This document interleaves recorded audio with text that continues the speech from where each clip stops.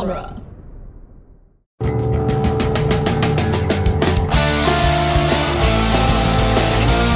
In the world of Hollywood, movies get greenlit and redlit. They get remade and rebooted. But we are the ideal. I'm Sam Gasch, and you are listening to Ideal Remake. Thank you for listening to Ideal Remake. We take movies that either have been, will be, or should be remade and talk about what the ideal version of that remake would be.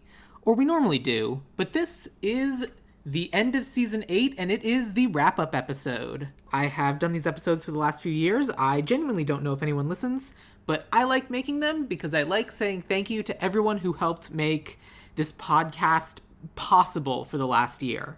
So it's an opportunity for me to go through my list of guests over the last 9 months and genuinely thank them all because I'm so grateful to anyone who would take their time to hang out with me and talk about movies.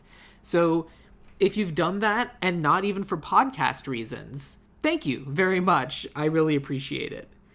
This season 8 of Ideal Remake was, I think, 18 episodes, and it's some of the best episodes that I've had ever. So, like, that always fills me with a lot of joy just because I don't feel like I'm stagnating. I feel like I'm continuing to make cool and interesting episodes that people will continue to enjoy. I started off the year with a banger.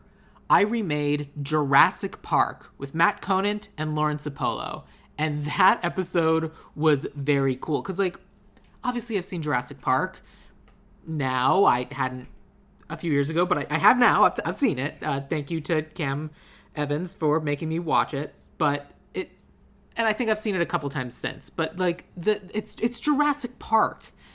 The fact is that they have been basically remaking it for ever since it came out, just trying to recapture that magic, and it's so hard. So how do you go back and explicitly try to remake it and pay credit and homage to this brilliant seminal piece of American filmmaking while also trying to capture something unique and magical?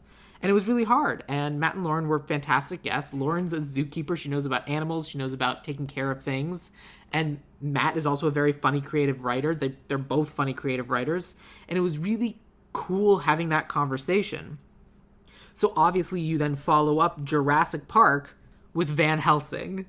I had my friend Aurora on to talk about that, and Aurora really wanted to talk about this movie, and they know that I am not great with horror, so I was a little nervous about watching the movie, and they were like, no, Sam, you can watch this movie. And so we had like this big movie night, a bunch of people came over to watch us, and this movie is not good, but it's great. It's just so fun and action-packed and silly and wild, and it's exactly the kind of like perfect movie night. We can hang out, chat over the movie because the dialogue is silly and fun, but also not like super important. And this is also an episode where I'm super proud of what we came up with. Like, Aurora and I came up with a very cool, crunchy concept to kind of like fix some of the script issues, but also like some cool lore aspects of just like the fact that these vampires are trapped in this world, but it's also a world where we're introducing multiple kinds of classic Universal horror monsters, and just, so fun. Then I covered a movie that I'd really been wanting to talk about. I saw Tomorrowland in theaters, and I remember being so excited for this movie and just being disappointed with what, unfortunately, we got for that movie.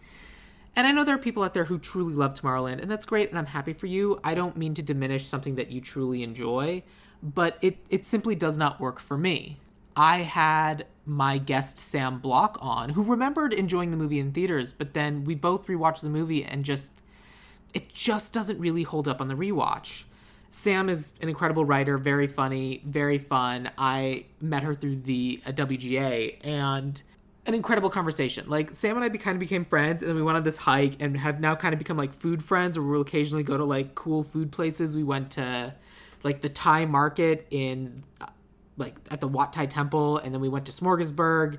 And Sam is just so cool and creative and fun, and getting her perspective on this movie really made it. And like, she saw stuff in the movie as it existed and had ideas for the version of the pitch that were just great. And I was very appreciative of that. And I think we came up with a version of Tomorrowland that anyone would really enjoy, people who are fans of the old one and people who weren't. For episode 4 of this year, I had returning guest Presley Peters. Now, Presley had originally been on to do 20,000 Leagues Under the Sea, but he came back, and I was like, we should probably cover a Godzilla movie. And Presley picked All Monsters Attack, which is a movie that neither of us had seen, but it's one of the more notorious Godzilla movies because it's not good. It is, in fact, very bad, and it introduces the character of Minilla, which is Mini Godzilla. Godzilla, and this is Minilla. And oh boy, this movie's bad. This movie's real bad. A lot of fun to talk about, and like it certainly plants some seeds of like where to go. But in the subsequent months since this episode came out in June, I have found a picture book that is basically just this movie. I found a version of Clue that is basically just this movie. So clearly there are people out there who love this movie, probably because this was a Godzilla movie very much intended for children. And those people are grown up now, and so they're making children's books and Clue and everything. But Presley and I had a lot of fun coming up with this and like burning it all down and starting from scratch, just trying to figure out something. And I think we basically like completely revamped this movie and what Minilla is or could be. And good for us. I think we did the right thing. Oh boy. The episode after that is Biodome, which is a movie I actually watched with Presley, but my guest for that episode is Michael Ornelas. Michael has a podcast called Fine Dining, where he and a guest go through usually chain restaurants, and they're trying to find the most fine restaurant, the most mediocre restaurant. And in his latest season of the show, he found the most mediocre restaurant in America, and now he's taking all other restaurants and comparing them to that perfect 5.0 out of 10 touchstone. Michael wanted to talk about Biodome. I hated this movie. I hated this movie so much, but like it's a childhood movie that Michael saw when he was 12, which is the correct time to see Biodome. And so he was kind of on the defensive most of the episode, and so I apologize for that. But like, oh god, I just don't care for Pauly Shore. I really don't. A couple months prior, I'd seen Encino Man, and the movie itself is fine, but the Pauly Shore of it all is just unbearable for me. And then this is like the Pauly Shore movie. And I'm sorry, Pauly, I know you're listening. I just don't care for these performances. And it's so distracting and difficult for me to watch, and I did not like this movie. Which is a shame, because Biodome is based on something real called Biosphere 2, which is outside Tucson, Arizona, and I've been to it. I've been to Biosphere 2. I know a lot of the history about it, and so I was like kind of excited to watch the movie.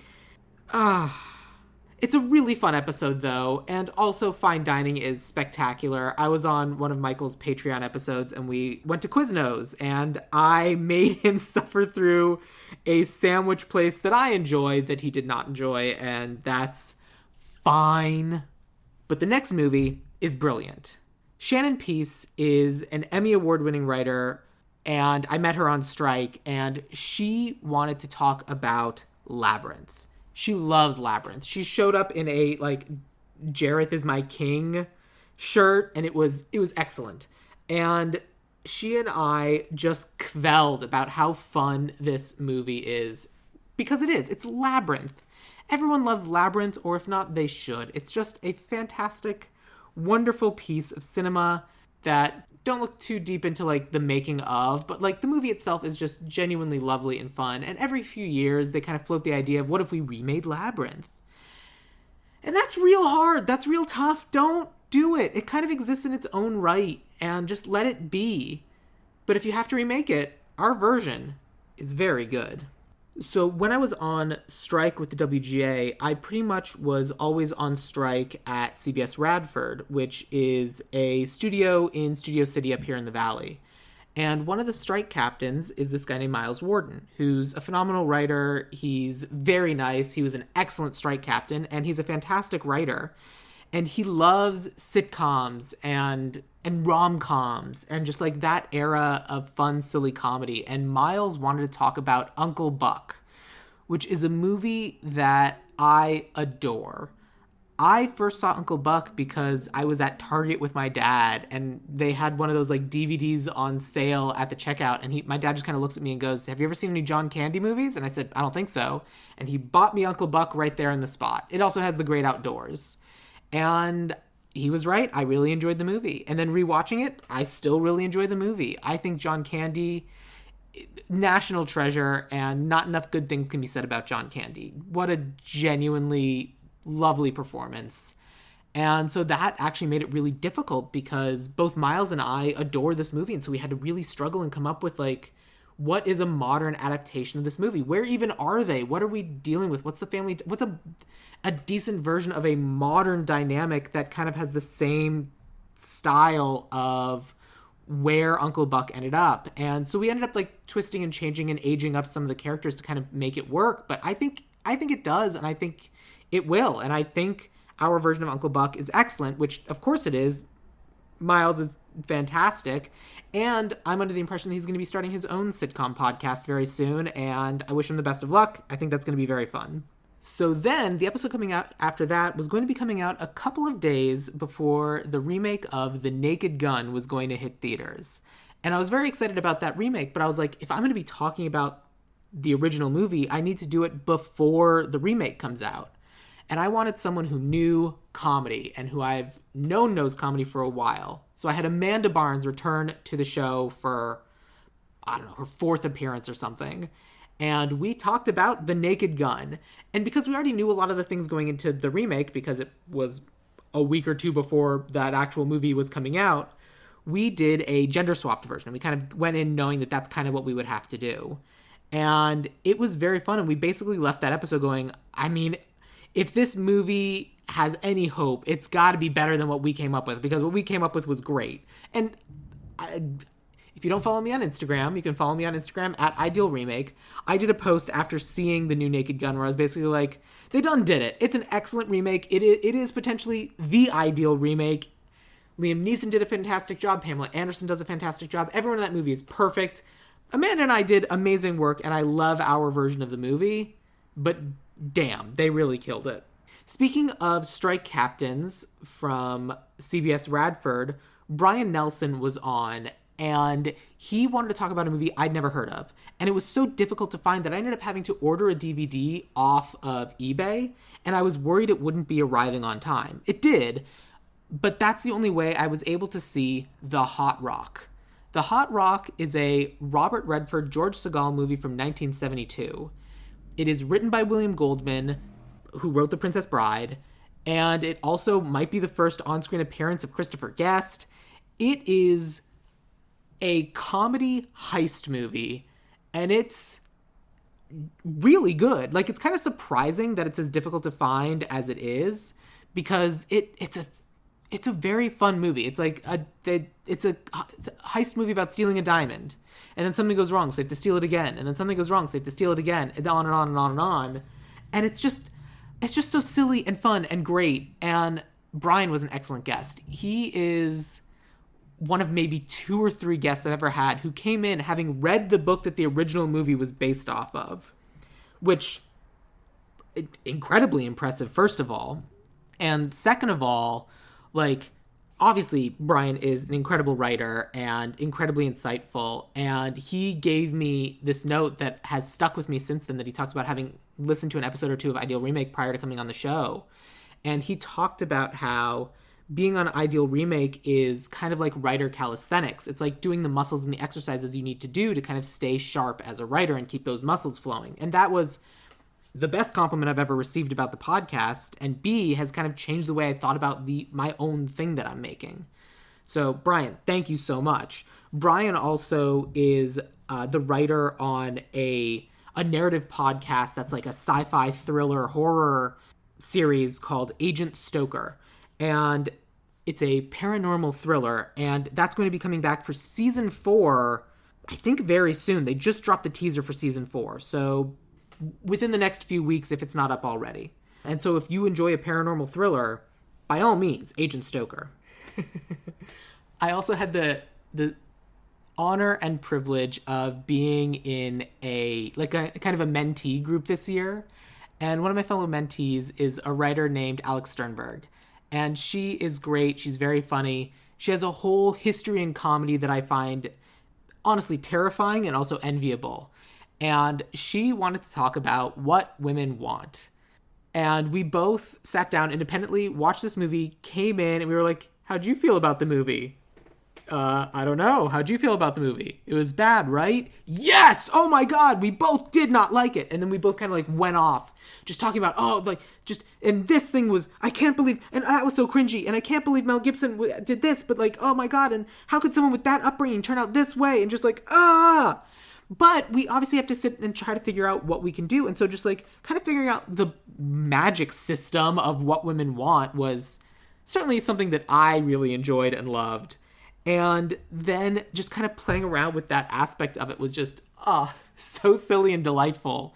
And then to have Alex, someone who's so funny and so smart, like being there to like guide and correct and like fix and figure out and plan.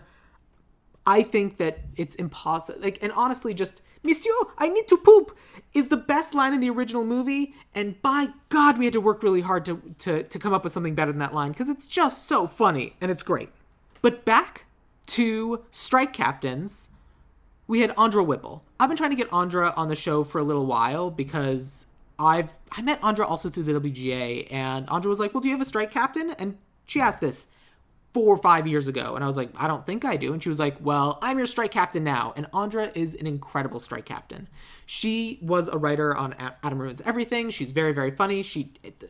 I did a script showcase. I've done 2 script showcases. I did one in March of this year, and then I did one January of 2024. And Andra's script, just like the laughs that this script got, she like so good, like blew everyone out of the water, just the funniest person. And we talked about Baby's Day Out, which I was so excited to talk about because this is one of those weird movies that I watched so many times as a child that it might be the movie I've seen the most potentially. Just, it was on TV all the time. We had it on VHS. I just watched this movie to death. And I can't say it held up in the ways I wish it did, but it was still very, very funny, very, very fun. And having a conversation with Andra about it was just great. And now to bring 2 things together, my guest who is also in the same mentee group as Alex and is my other guest who read the book, Shu Mason, was on to talk about the movie 21. Shu pitched this remake to me as the movie 21 is based off of a real group of students from MIT who went to Vegas and counted cards and got millions of dollars, lost it all, this whole thing, and made a career of counting cards and playing 21. But they're all Asian, with one exception. But then the characters in the movie are all white, with one exception. And no. And so Shu came on and she was like, here are the things that happen in the book. And she like read the book. She took notes. She had so many different notes, which was, this is one of those episodes where occasionally you just have to let the guest go because they have the knowledge that you don't. And Shu had that knowledge. And it was great. We were just sitting around chatting, talking about, well, A, gambling, and B, Vegas, and C, this movie. And how it misses some things about Vegas, like the food, something that Shu and I both love. And great. Super fun. 21. Podcasting. The episode after that was with my friend Alex Kane. Alex has been on the show a bunch of different times, and every single time we talk about a video game movie. To the point where we're kind of sort of running out of video game movies. But he's a big fan of the Uncharted franchise. And so there's an Uncharted movie. It's not particularly old, but it's also not the newest movie that I think he and I have talked about, although it might be, because we also talked about Pixels pretty shortly after that movie came out. But we talked about Uncharted, and so he loves that video game franchise. And so he talked about like what the character is, just like from the purposes of the video game franchise versus what the character is in the movie. And kind of the way the storytelling works in the video games versus the way the storytelling works in the movies. And we had to find a way to kind of try and marry those 2 ideas together while also telling a cool, new, and original movie that is also a cool, new, and original, like, Tomb Raider movie, basically. And we did. And so that was an episode I did with Alex. There's a decent chance he won't be on future episodes of the podcast because he just moved to Ohio. So it was kind of a fun farewell of like, great, Alex gets to do one more video game movie before he moves to Ohio. And Alex is obviously a fantastic comedian. He's going to graduate school to get a master's in something. I don't remember if it's therapy or psychology or social work. I'm not getting the degree. It's fine. But yeah, great episode, very fun. Thank you, Alex, for being my guest on the show. I'm going to text you about Taskmaster later. So last year, my friend Jake Houlihan was on the show, and they came on and remade Wizards. And I think we both agreed that it was one of the worst movies that we'd ever seen. Amazing episode. Genuinely fantastic episode. Terrible movie. And so they wanted to come back to talk about something else, something a little bit more fun. Not a good movie, mind you, but something that we both would enjoy a little bit more. And so Jake came on to remake Night of the Comet, which is basically the premise of this movie is that a comet flies over the planet, and anyone who is outside at the time of the comet gets dusted. Just like turned to dust, vaporized, anything. Anyone who's like kind of sort of outside or like in like a well ventilated, like open kind of thing where they're kind of sort of exposed to the comet, they get zombified. And anyone who is completely sealed off, contained within like a steel something, they're fine. And so it's kind of a movie about the survivors trying to figure out how to make it in this new post-apocalyptic world and also how to survive the other survivors. And it's also kind of a zombie movie, but also not really. And it's just very silly.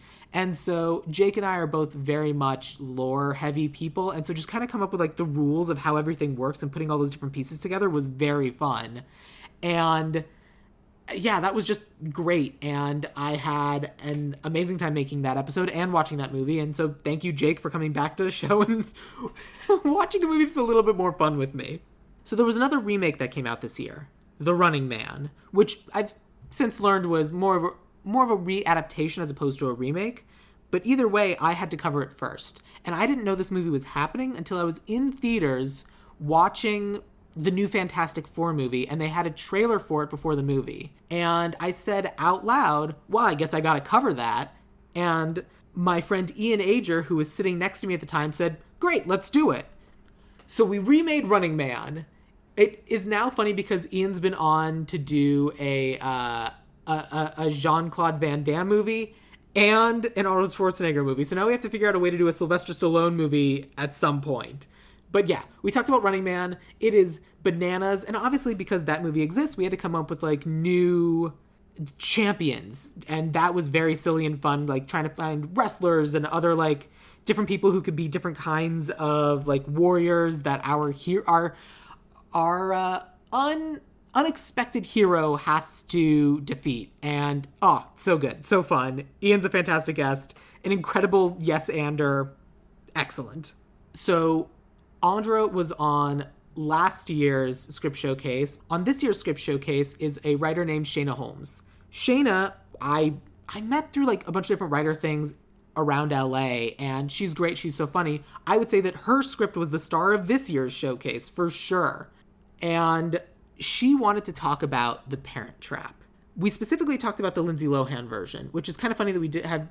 It's kind of funny that I ended up doing 2 Nancy Meyers movies in 1 year, but sometimes that's just the way the ideal remakes.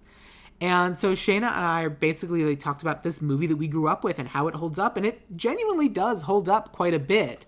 There are a lot of things in there that are a little bit cringy, but mostly it's just, no, this is just a really fun, lovely movie that we enjoyed watching and brought us a lot of joy. Parent Trap is one of those movies that I watched a bunch of times when I was a kid because I have a little sister, and so that was a movie that we had on VHS, and it's a movie we would all agree on that we could watch.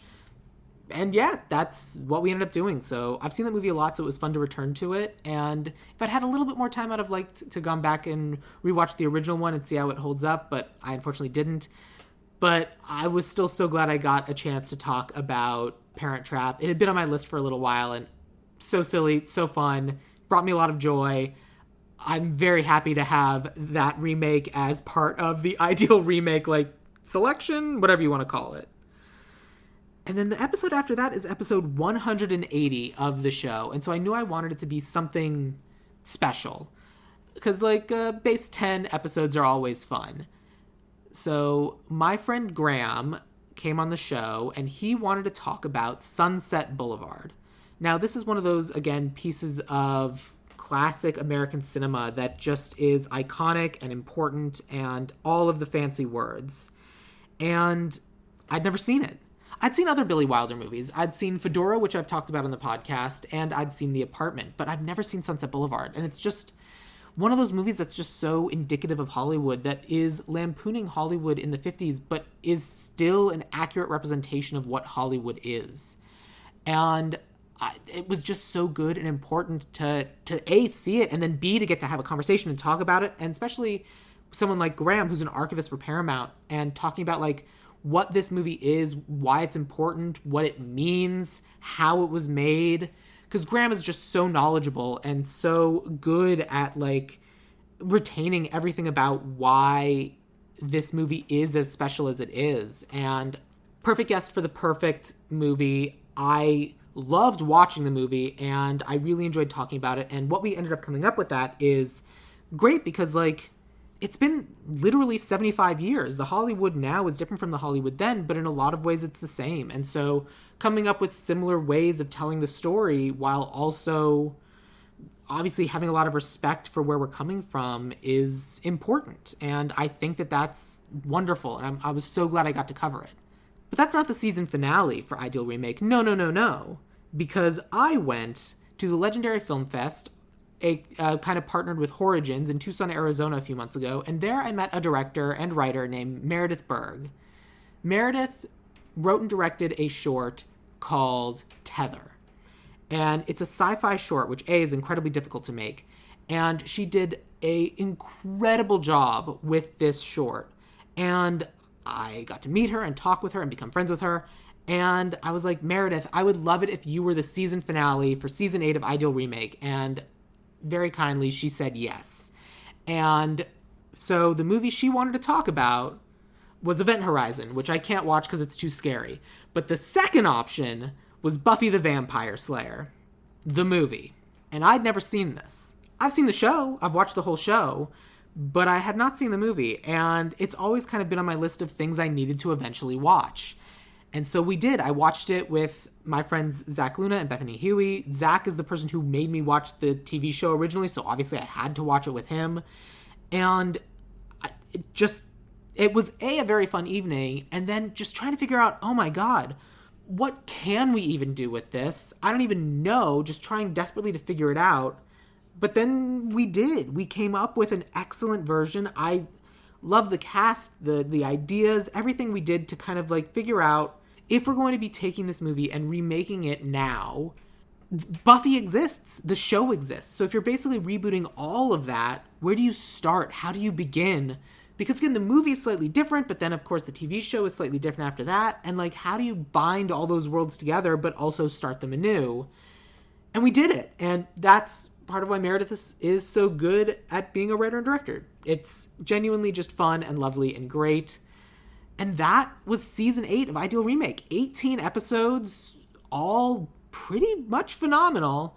And I'm grateful to all of my guests for being a part of the show. I'm thank you to you for listening. Again, I don't know if anyone listens to these episodes, but they're important for me to make so that I can say the thank you that I genuinely, truly mean. So thank you. Season 9, I'm going to try and do the same thing that I did this season, where I try to have on guests that I haven't had before, but also mix in some of the people that I've had who want to talk about a new movie. I already know what my season 9 premiere is going to be, and it's going to be thrilling. Let's say that. And I'm so excited for that episode, but I'm also so excited for everything the season 9 is going to be, because it's going to be dope. And then I've got something really special in mind for season 10, but that's a little ways away. For now, I'm just going to let you know that I hope you have a absolutely wonderful new year. I hope you had a fantastic holiday. And if you're listening, and even if you're not, from the bottom of my heart, thank you. Ideal Remake exists because of all of you, and I'm genuinely so, so, so grateful for everyone who records with me and listens. Thank you. So I will end this episode the same way I end every episode. What is my favorite quote from this year of Ideal Remake? And I'm having a lot of trouble coming up with the quote, so I'll end with this. Would you like to fly? Yes? Boom.